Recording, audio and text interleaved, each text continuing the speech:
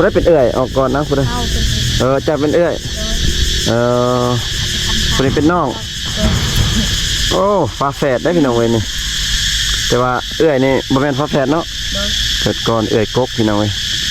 เอาผัวบ้านเดียวกันนี่แต่ว่าผัวเสียแล้วกลับมาเฮือนอีกผัวปะเอาผัวบ้านใดน้องบ้านละปีโมบ้านละปียังบ่ได้ลูกบ่น้องยังบ่ได้เอากันดนบ่จักปีปลายเอาผัวประมาณปีปลายแล้วบ่ได้ลูกแล้วปะกันสาเหตุยังจักปะกันน้องปะกันแหละเราบ่แพงแบบผิดกันเนาะน้องสาวจอยน้องสาวลอยน้องสาวหล่าพี่น้อยเป็นแม่ห้างทั้งสองคนฟ้าแฝดพี่น้อยกะเอาผัวยังบ่ฮอดปีน้องประมาณ3 เดือนแล้วก็น้องสาวคนนี้น้องสาวลอยนี่แม่นเอาประมาณปีหนึ่งเนาะพี่น้องเนาะกะบ่ได้ลูกแล้วก็ปะกันผิดเที่ยงกันเนาะพี่น้องเนาะส่วนน้องสาวจอยเป็นผู้เอ่ยกกแม่นผัวเสียพี่น้องเอ้ยได้ลูกหนึ่งบ่ลูก2แล้วจะคิดอยากสั่งครอบครัวใหม่บ่คิดอยู่บ่คิดอยู่ว่าน้องคิดจะได้ผัวจะได้ยังสั่งครอบครัวใหม่ถ้าเป็นไปได้หรือว่าถ้ามีผู้มักเนาะถ้ามีคนมักแม่นอยากสั่งครอบครัวใหม่เท่ากับยาเลี้ยงเขามักเท่ากับยาเท่ากับเอาเนาะเอาบ่ได้ติซื้อเฟซน้องได้ก็น้องลอยโตจอยน้องลอยตัวจอยเป็นภาษาไทยบ่ภาษาลาว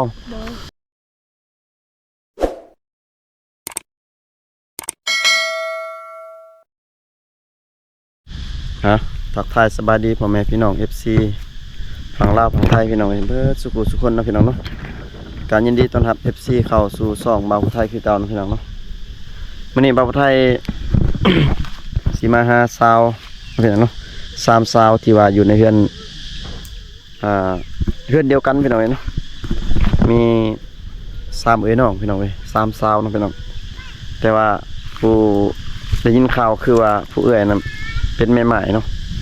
ผัวตายเนาะหรือว่าผัวเสียหั่นล่ะพี่น้องเว้ยเนาะแต่ว่าน้อง2 คนแม่นเป็นแม่ห้างพี่น้องเว้ยแม่ห้าง2แล้วก็แม่ใหม่คนนึงพี่น้องตอนนี้ก็บ่าวผู้ไทยมาอยู่ที่เฮือนของน้องสาวเพิ่นล่ะพี่น้องเนาะเดี๋ยวบ่าวผู้ไทยสิพา FC ไปเบิ่งเฮือนซ่านของน้องสาวเพิ่นก่อนพี่น้องตอนนี้ก็มาฮอดเฮือนของน้องสาวเพิ่นล่ะพี่น้องเนาะเป็นเฮือนน้อยๆนะพี่น้องเนาะได้ยินข่าวเพิ่นว่าเพิ่นกำลังสิตั้งเฮือนอยู่พุ่นเนาะแต่ว่าบ่มีเงินเฮ็ดเนาะพี่น้องแต่ไม้ครบไปแล้วไม้เพิ่นเนาะไม้เสายังครบไปแล้วแปะเพียงต่างๆพี่น้องเฮือนก็สิล่มนะแต่ว่าคือสิอยู่หลายคนเนาะพี่น้องเนาะอยู่นำพ่อแม่เนี่ยคือสิหลายคนเพราะว่า3 สาวเพิ่นก็ปะผัวเบิดก็ผัวเสียแน่ก็อยู่นำกันอยู่นี่เบิดพี่น้องเพื่อนเพิ่นเพื่อนเพิ่นอันนี้ก็จะแม่นเป็นแม่เพิ่นสบายดีแม่สวัสดีโอ้ลูกสาวอยู่เพื่อนเบิดบ่ลูกสาวอยู่เพื่อน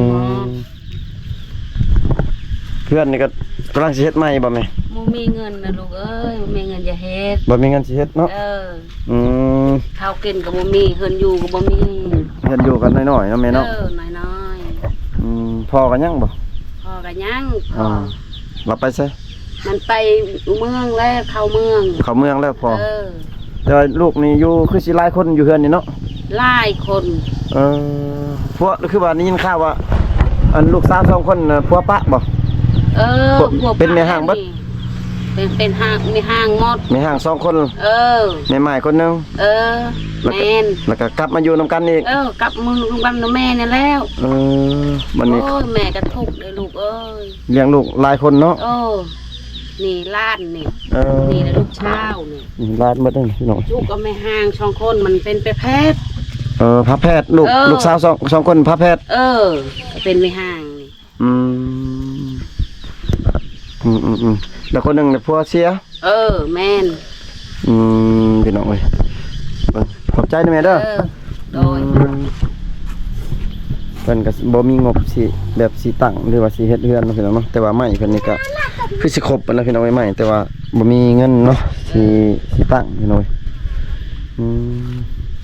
ทุกข์เลยแม่ลูกเอ้ย ข้าวน้ำสับปลาก็บ่พอกินเนาะแม่เนาะ ว่ามีหยัง ข้าวก็บ่พอกินเนาะ บ่ว่าข้าวก็บ่มีหยังก็บ่มี เฮ็ดให้อยู่ติ เฮ็ดให้ก็บ่มีข้าวเนาะลูกเอ้ย อืมเป็นเพื่อนของเพิ่นเนาะ ลูกชายก็เป็นบ้า อืมผู้ชายกับ เอาข้าวก็ไปอยู่คนลูกชายเฮาแล้ว เอ่อ ไม่ไม้แล้ว อืมอืม เด็ก อืม อันก็ไม่ไม้ อืม ลูกเฮาแล้วคือแบบมันเป็นบ้ายังบ่ได้เฮ็ดหยังกินแต่ข้าว อืม กินข้าวมันไป อืม โอ้ยแม่ก็ทุกข์ ลำบากเนาะแม่เนาะ โอ้ลำบากได้แม่ เดี๋ยวบ่าวไทยสิพา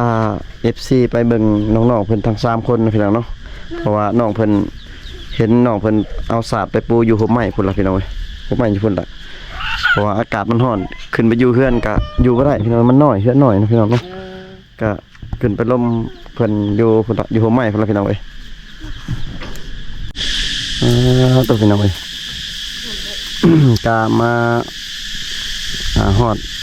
น้องๆทั้ง3คนละพี่น้องเอ้ยเพราะว่าเมื่อกี้นี่บ่าวผู้ไทยได้ไปถ่าย เพื่อนซานของน้องให้ FC ได้เบิ่งหน้อยหนึงพี่น้องเอ้ยแล้วก็ได้ลมกับแม่เพิ่นหน้อยหนึงเนาะพี่น้องก็เป็นครั้งแรกที่ได้มาเยี่ยมยามทำข่าวน้องทั้ง3คนพี่น้องเอ้ยสบายดีแน่น้อง สบายดี ว่าผู้ใดเป็นเอื้อยผู้ใดเป็นเอื้อยน้องบ่ เรื่อย น้องชื่อหยังน้อง น้องจอย น้องจอย โดย น้องนี่สิ น้องลอย น้องลอยน้องจอยน้องลอยแล้วน้องยัง ลา ฮะน้องยังเกาะน้องล่าน้องล่า โดย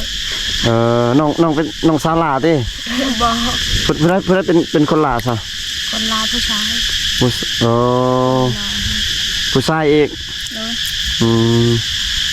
แต่ว่าชื่อน้องนี่เป็นทัดกันติกกบ่กกแล้วผู้นี้ กลาง กลางอีกแสดงว่าหลายคนนี่เนาะ โดย อยู่เฮือนชื่อน้องนี่จักคนน้องรวมหมด รวมกันมา9 คน 9คนอยู่เฮือนเดียวกันอ๋อพี่น้องเว้ยเฉพาะเนาะแม่เพิ่นว่าบ่มีข้าวก็บ่พอกินเนาะน้องชื่อน้องเฮ็ดให้อยู่บ่ เห็ดแต่บอกพอกินแล้วนะ อ๋อพี่น้องเว้ยก็ข้าวบ่พอกินพี่น้องเว้ยเพราะว่าเฮือนน้องเพิ่นก็เฮือนน้อยๆเฮือนบ่ถาวรเนาะน้องเนาะ โดย คือว่าเนาะชื่อน้องเฮ็ดเฮือนใหม่บ่ แม่นอยากเห็ดเงินไหมแต่บ่มีเงินที่ซื้อจ้างคือบ่มีเงินที่ซื้อข้าว สิจ้างสร้าง โดย แสดงว่าสังกะสีก็ยังบ่ได้ โดย อืมสังกะสีแล้วก็ค่าสร้างเนาะ โดย สมมุติว่าเช่นว่าอันเพิ่นมีสังกะสีนี่เฮ็ดเองได้บ่เฮ็ดเฮือนนี่เฮ็ดเองได้บ่ บ่ได้ บ่ได้ จ้างเขา จ้างเบิดเนาะ โดย แสดงว่าถ้ามีสังกะสีก็ต้องได้หาเงินจ้างค่าสร้างอีกหน่อยเพราะว่าพอน้องเพิ่นก็บ่เป็นสร้างเนาะพี่น้องเนาะพี่น้อง2คนนี่แฝดบ่แม่น้องว่าแม่นบ่ โดย ผู้ใดเป็นเอื้อยออกก่อนนะผู้ใด เข้าเป็นเอก จะเป็นเอื้อย โดย ผู้ใดเป็นน้อง โดย โอ้ฟ้าแฝดได้พี่น้องเว้ยนี่แต่ว่าเอื้อยนี่บ่แม่นฟ้าแฝดเนาะ โดย เกิดก่อนเอื้อยกกพี่น้องเว้ยได้สร้างครอบครัวเบิดแล้วเนาะแม่นบ่ โดยนะ อืมเดี๋ยวนี้ผัวชื่อน้องนี่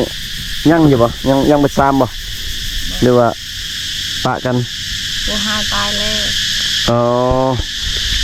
น้องนี่ผัวไอ้กกนี่ผัวเสีย โดย จะโดนแล้วบ่น้อง โดนเลย จากปีเลย ห่างกัน1 ปี น้องเอาผัวบ้านเลย บ้านเดียวกันเลยแหละ เอาผัวบ้านเดียวกันนี่แต่ว่าผัวเสียแล้วกลับมาเฮือนอีก โดย พี่น้องก็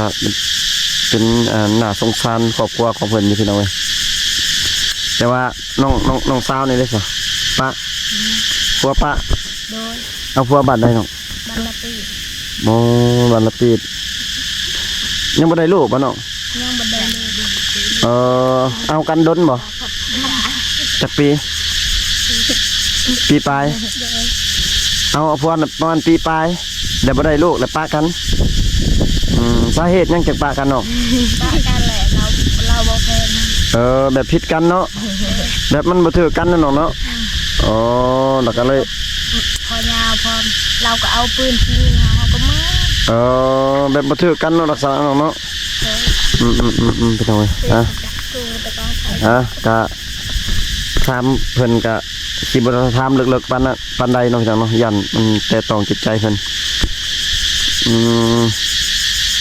บ้านน้องสาวนี่ซะน้องสร้างครอบครัวใหม่ๆบ่จักปีน้องสาวฮอดน้องเอาผัวหั่นได้ โดย ฮอดบ่2-3 เดือน ฮอดแล้ว ประมาณ3 เดือน โดย เอาผัวประมาณ3 เดือนแหละป้าพี่น้องก็ยังบ่ได้ลูกคือกันเนาะ โดย น้องสาวล่าน้องสาวจอยเห็นบ่น้องสาวลอยน้องสาวจอยเนาะน้องสาวจอยน้องสาวลอยน้องสาวล่าพี่น้องเป็นแม่ห้างทั้ง2 คนฟ้าแฝดพี่น้องก็เอาผัวยังบ่ฮอดปีเนาะประมาณ3 เดือนแล้วก็น้องสาวคนนี้น้องสาวลอยนี่แม่นเอาประมาณปีหนึ่งเนาะพี่น้องเนาะก็บ่ได้ลูกแล้วก็ปะกันผิดเทียงกันเนาะพี่น้องเนาะส่วนน้องสาวจอยเป็นผู้กกแม่นผัวเสียพี่น้องได้ลูกหนึ่งบ่ ลูก2แล้ว โดย ก็เอามาเลี้ยงเบิดเลย มาเลี้ยงหมดเลย มาอยู่น้ำพ่อแม่อีก โดย พี่น้องพี่น้องพี่น้องอยู่เฮือนนำกันนี่เฮ็ดเวียกเฮ็ดหยังหลักๆเฮ็ดหยังเฮ็ดให้บ่ เฮ็ดให้แล้ว เอาให้ตลอดเลยเนาะ โดย หน้าบ่มีบ่น้อง บ่มีเงิน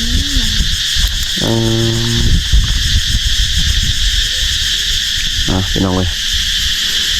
แสดงว่าข้าวหน้าสัมปานี่บ่พอกินนี่แต่ละปีนี่ซื้อบ่น้อง เอาเงินได้ซัดเลย ไปหาหับจ้างเขา รับจ้างมื้อหนึงเท่าไรน้องเดือนหนึงรับจ้างแม่นเฮ็ดหยังเสียหญ้าหมดเฮ็ดหยัง เสียยาคนมันลอยเขาดัก พี่น้อง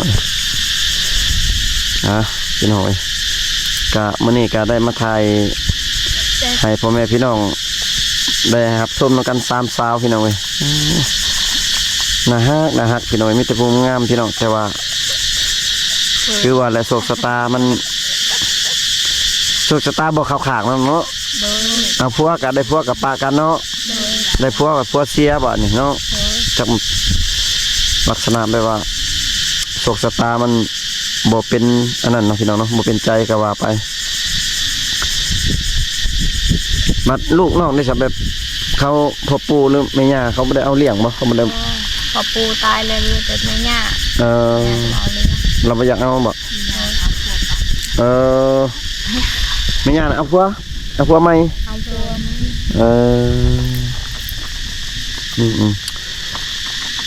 พ่อแม่น้องพ่อกันย่างที่เพื่อนน้อง ย่าง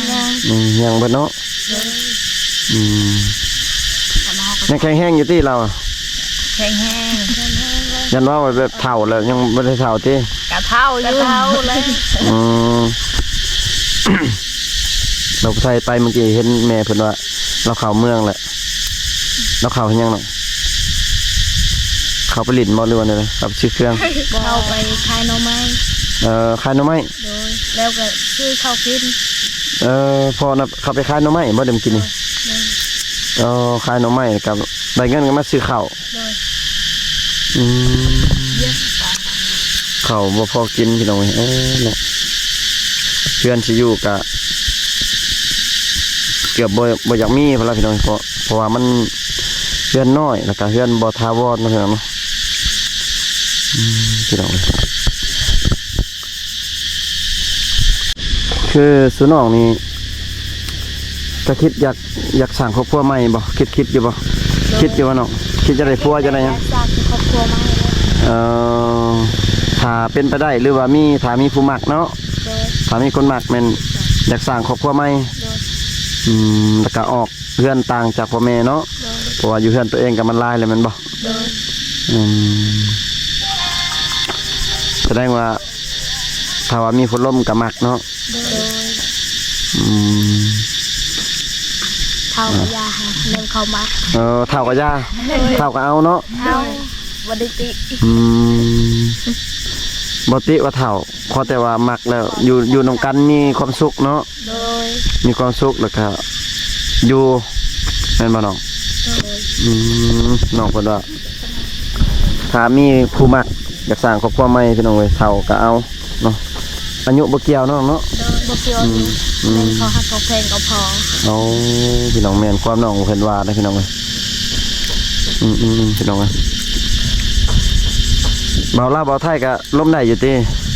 ลมได้เบิดบไดิติเลยนะ ล้มได้เนาะ โดย พังภาษาไทยได้บ่พังคนไทยเว้าได้บ่ ว่าบ่ได้ บ่ได้ แต่ว่าล้มได้บ่ภาษาคนไทยบ่ได้ ลมค่อยๆลมก็ฮู้เอง ค่อยๆล้มฮู้เองเนาะ โดย เพราะว่าบางทียันมีบ่าวไทยเพิ่นเห็นยันเพิ่นจิตใจยันเพิ่นสิล้มหั่นนะล้มได้เนาะ ลมได้ ล้มได้เด้อพี่น้องพี่น้องชื่อน้องดินเพชรป่ะ ลิ้นเป็ด เออ ลิ้น ดินเพชรเบิดป่ะ3ไป3 เลยเฮาสองคนบ่มีโทรศัพท์ ชื่อน้องจอยนี่บ่มีเนาะ โดยน้องลาก็บ่มี น้องหลาบ่มีแต่น้องคนเดียวดินโทรศัพท์คนเดียว โดย อืม เลยเฮาบ่มีค่ะถ้ามีอยู่ดอกเงินชื่อโทรศัพท์ถ้าชื่อโทรศัพท์แล้วก็บ่มีเขากิน ถ้าสิไปซื้อแต่โทรศัพท์ก็ได้เนาะแต่ว่าบ่มีข้าวกินนี่บัดนี้เนาะเอาเงินตอนนั้นไว้ซื้อข้าวดีกว่าเนาะ โดย อืม ซื้อข้าวแล้วมันคุ้มกว่า แม่นเนาะโอ้พี่น้องบ่มีโทรศัพท์สมมุติว่าเพิ่นอยากติดต่ออยากล่มน้องสาวจอยนี่ล่มโทรหาเฟซน้องก็ได้บ่ ได้ เนาะ โดย ชวนเราอยากโทรหาน้องหลาก็ล่มโทรศัพท์น้องก็ได้เนาะ ได้ อ๋อพี่น้องชื่อเฟซน้องได้เนาะชื่อเฟซน้องได้ก็ น้องลอยโตจอย น้องลอยตัวจอย โดย เป็นภาษาไทยบ่ สลา ภาษาลาว โดย น้องลอยตัวจอยเนาะ โดย น้องลอยตัวจอยพี่น้องเอ้ยเป็นภาษาลาวพี่น้องถ้าว่ามี FC อยากล่มเพิ่นว่าล่มอยากล่มผู้เอื้อยหรืออยากล่มผู้หลาก็โทรหาเฟซน้องก็ได้เนาะ โดย พี่น้องเอ้ยเพราะว่าน้องเพิ่นก็บ่มีโทรศัพท์มีแต่คนเดียวมีโทรศัพท์พี่น้องเอ้ยน้องได้เข้าโรงเรียนบ่ บ่ได้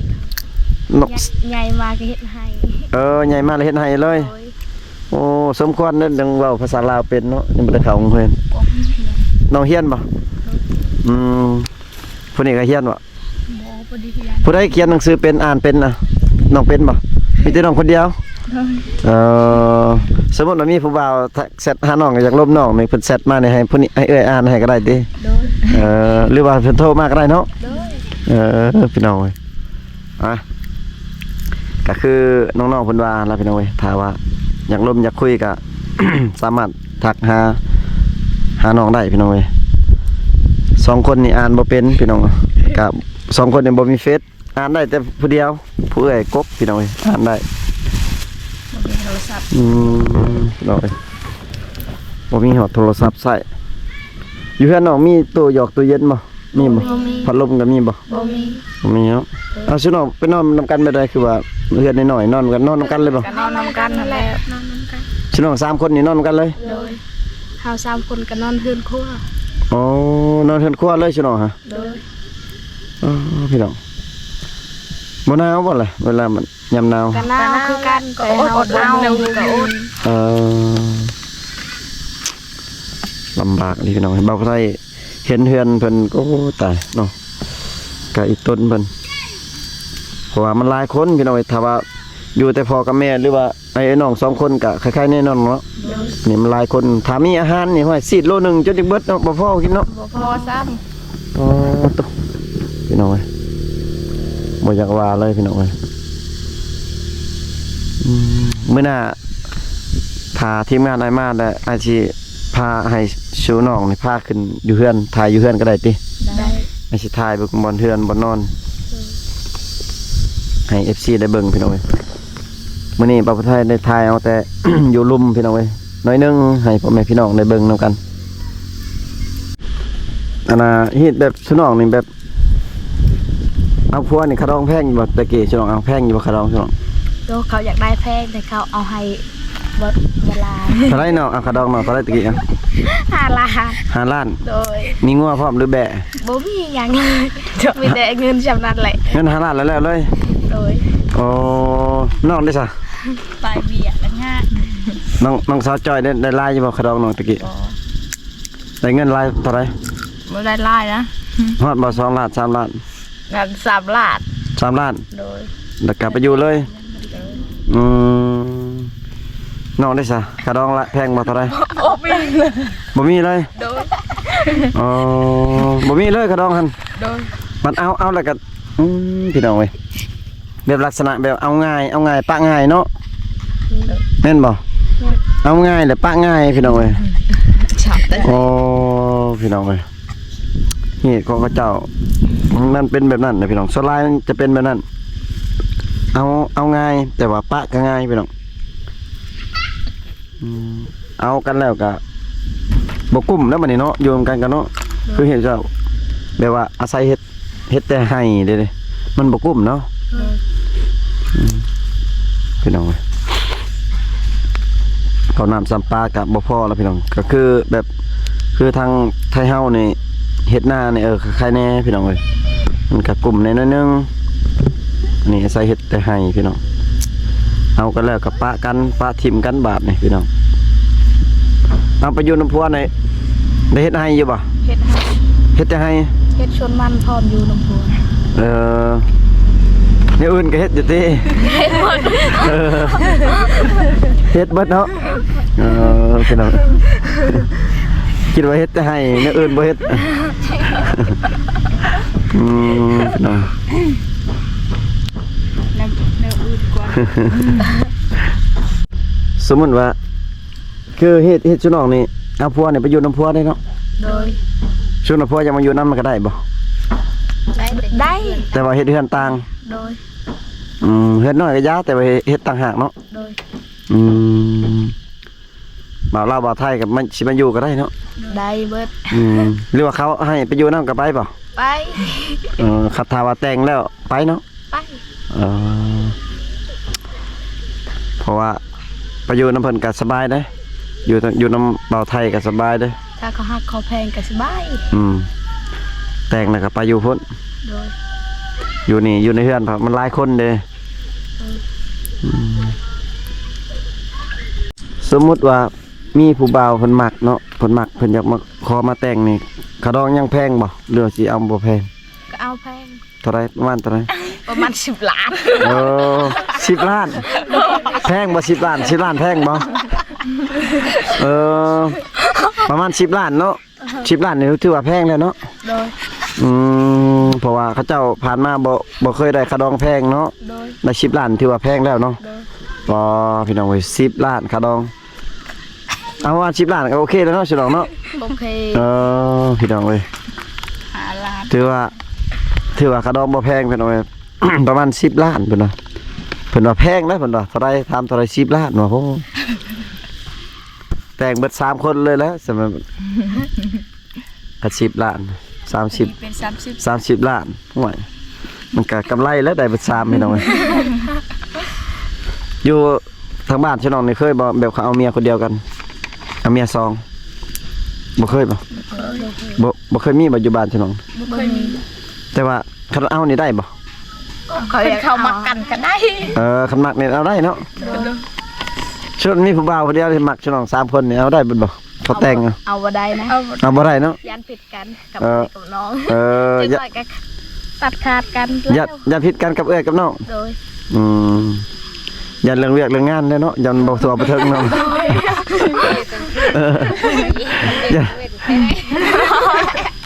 อยากเสียหญ้าให้นี่ก็ให้แน่เนาะเฮ็ดได้อยู่เนาะยันเวียกแนวอื่นเด้อพี่น้องเอ้ยบ่ได้โอ้เพิ่นว่าบ่ได้พี่น้องเอ้ยเอาผัวนำกันนี่บ่ได้